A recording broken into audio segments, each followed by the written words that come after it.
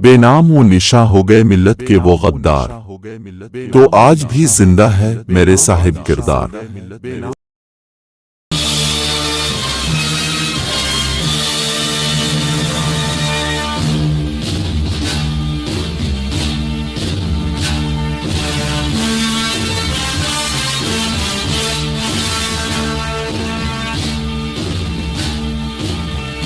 अब तक बख्शी का वादा करता हूं, वरना सरंगापटम पहुंचते ही उन्हें इस बेदर्दी के साथ कत्ल करा दूंगा कि सदियों तक मैसूर के दुरूदीवार उनके लर्जा खेज अंजाम के किस्से बयान किया करेंगे। कासिद का बयान सुनते ही चंद लम्हों के लिए हैदर अली सन्नाटे में आ गया। उसे ऐसा महसूस हुआ अब आगे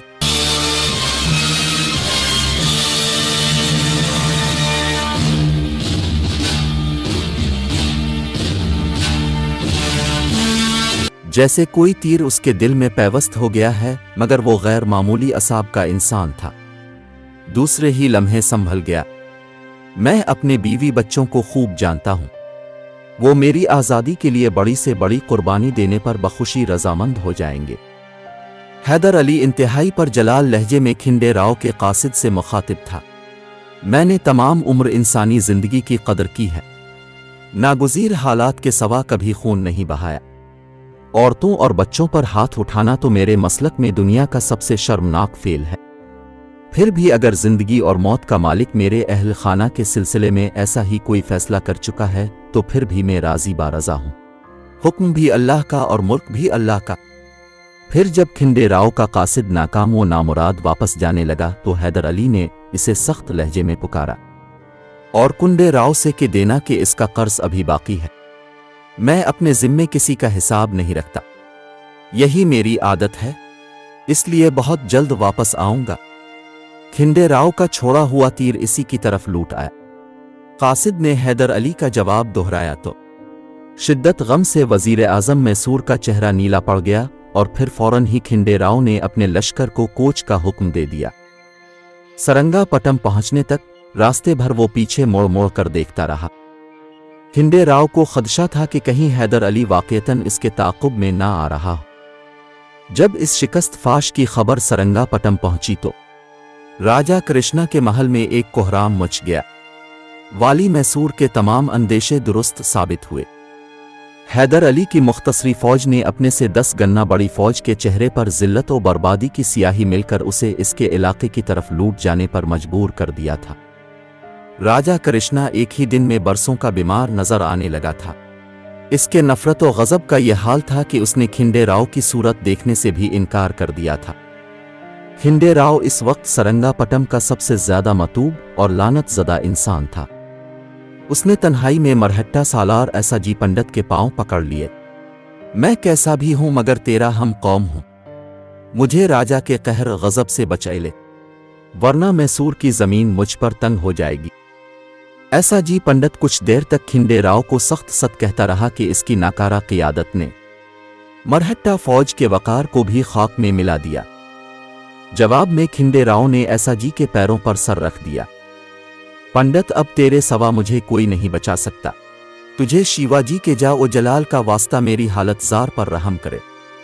आखिरकार मरहट्टा सालार ने राजा कृष्णा से दरख्वास्त करते हुए कहा, महाराज, खिंडे राव को मुआफ कर दें कि इस शिकस्त में उसका कुछ ज्यादा कसूर नहीं है। हमारी जंगी हिकमत अमली में कहीं कोई कमी रह गई। दूसरे ये कि वो इलाका भी हमारे सिपाहियों के लिए अजनबी था, इसलिए मुतवक्के नताइज हासिल ना हो सके। बहरहाल अब फिक्रमंद ना हूं कि आइंदा मैं खुद मैसूर की अफवाज की क़यादत करूंगा और अनकरीब शिकस्त के इस दाग को धो डालूंगा। ऐसा जी पंडित की सिफारिश पर राजा कृष्णा ने खिंडे राव को मुआफ कर दिया था, मगर अब भी इसके दिल व दिमाग पर हैदर अली की दहशत तारी थी। राजा कृष्णा, ऐसा जी पंडित और खिंडे राव में मुसलसल मशवरे हो रहे थे। अब की बार ये तीनों हैदर अली को मुकम्मल तौर पर तबाह कर देना चाहते थे। अपने इन खौफनाक अज़ाइम की तकमील के लिए मरहट्टा सालार सोच रहा था कि वो पेशवाए पूना माधोराव से मजीद ताज़ा दम फौज सरंगापटम भेजने की दरख्वास्त करे। इसी दौरान साबिक वजीर आज़म मैसूर नंदुर्राज को हैदर अली और मरहट्टा फौज के दरमियान लड़ी जाने वाली जंग का हाल मालूम हुआ। उसने बुलाता खैर अपने एक मोतबर आदमी को ऐसा जी पंडित के नाम खत देकर सरंगापटम रवाना किया। इस खुफिया मकतूब में नंदुर्राज ने मरहट्टा सालार को मुखातिब करते हुए लिखा था, मैं सोच भी नहीं सकता था कि आप एक अयार शख्स के फरेब में आकर मरहट्टा कौम के साथ जाती वकार को भी दांव पर लगा देंगे। आप नहीं जानते कि खिंडे राव कौन है। वो इंतहाई शिकस्ता हालत में मैसूर आया था और हैदर अली ने अजरा करम सरकारी मुलाजिमों में शामिल करके उसे भूख और इफलास से नजात दी थी। खिंडे राव इस कदर बेगैरत और नमक हराम शख्स है कि पहले इसने साजिश करके मुझे मैसूर से निकलवाया और अब वो अपने आका हैदर अली की जिंदगी के दर पे गुज़िश्ता ताल्लुकात की बुनियाद पर मैं आपको खबरदार करना अपना फर्ज समझता हूँ कि खिंडे राव से होशियार रहे। वो मौका मिलते ही आपकी जिंदगी और इज्जत का सौदा करने से भी बाज नहीं रहे। गाक आपका मुखलिस नंदुर्राज। ऐसा जी पंडित ने नंदुर्राज का खत पढ़ा तो सन्नाटे में आ गया। फिर इसने अपने जंगी मंसूबे को जारी रखने के बजाय इंतहाई राजदारी के साथ हैदर अली को खत लिखा, अगर तुम अखराजात जंग अदा कर दो तो मेरी फौज सरंगापटम से वापस चली जाएगी।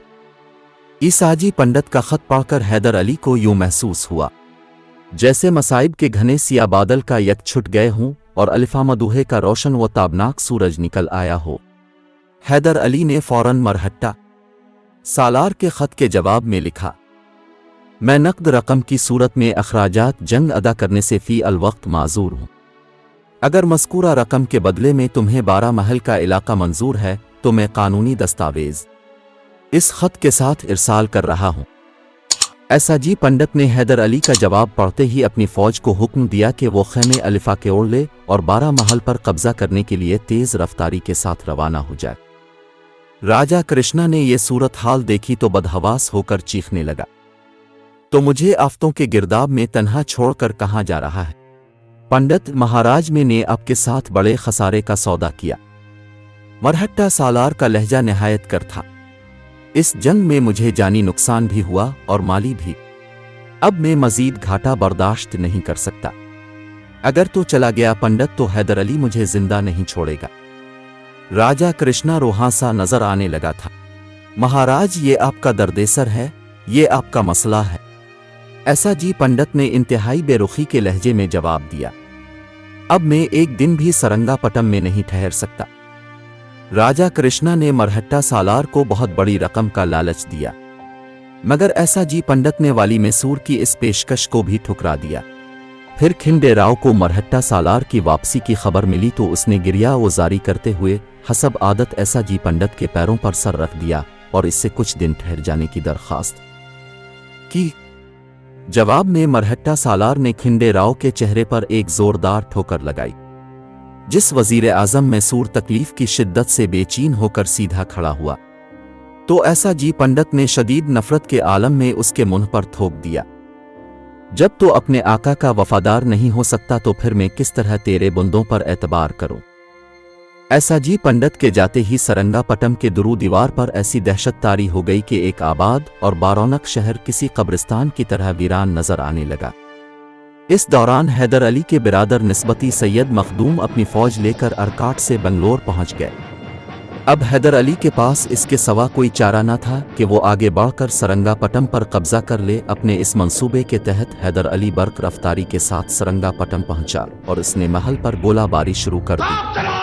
गोलाबारी के साथ साथ हैदर अली के नकीब चीख चीख कर कह रहे थे, ये गोलाबारी इस वक्त तक जारी रहेगी जब तक खिंडे राव को हमारे हवाले न कर दिया जाएगा। जैसे ही चंद गोले कले की फसील से टकराए और महल में खौफनाक धमाकों की आवाज गूंजी, राजा कृष्णा और मैसूर की रानियों में बदहवासी फैल गई। हैदर अली की फौजों को इतने करीब देखकर कल के सारे मकीन अपनी आज़ादी और जिंदगी से मायूस हो चुके थे। अब इनके सामने मुस्तकबिल की दो ही सूरतें बाकी रह गई थीं। हैदर अली उन्हें पाबंद सलासिल करके जिंदा के किसी तारीक गोशे में डाल देगा, अगर उसने रहम वली से काम लिया तो सारा माल व मता और तमाम इख्तियारात छीन कर सरंगापटम से निकाल देगा।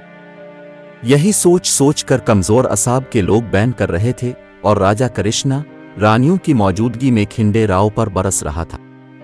बदबख्त तो ने देखा कि हैदर अली वापस आ गया। खिंडे राव क्या जवाब देता। सर झुकाए खामोश खड़ा रहा। इसे अपने अकब में मौत के कदमों की तेज चाप सुनाई दे रही थी। ये सब कुछ तेरी वजह से हुआ। खिंडे राव राजा कृष्णा ने आगे बढ़कर अपने वजीर आजम के मुंह पर एक जोरदार तमाचा मारा। वो इस रियासत का सियाह तरीन दिन था जब तो मैसूर की हुदूद में दाखिल हुआ और मैंने तुझे अपने मुशीरों के हल्के में शामिल किया था। काश तेरी पैदाइशी नहूसत मेरे इस खुशहाल इलाके पर सा लेकिन न होती। थप्पड़ खाकर खिंडे राव का खून खोल अलिफाटे था, मगर फटते हुए गोलों की आवाज सुनकर उसके खून में अलिफाटेनी वाले झाग फौरन ही बैठ गए। इसके साथ ही हैदर अली के नकीबू है कि पुरशोर सदाएं सुनाई देने लगीं। खिंडे राव को हमारे हवाले कर दिया जाए, वरना ये आलिशान महल एक खंडर में तब्दील हो जाएगा।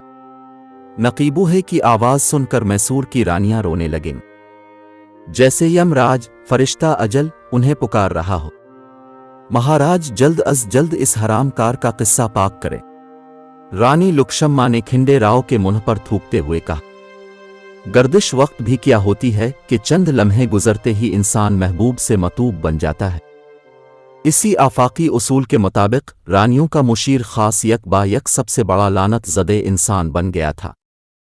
कल तक जो शख्स रौनक महफिल था और महल के रहने वाले इसे मीर मजलिस कहकर पुकारते था। अगर हमारा वीडियो आपको पसंद आया है तो आप हमारे चैनल को सब्सक्राइब कीजिए और बेल का आइकन को दबाइए। हमारा वीडियो आप तक जल्द से जल्द पहुंचे।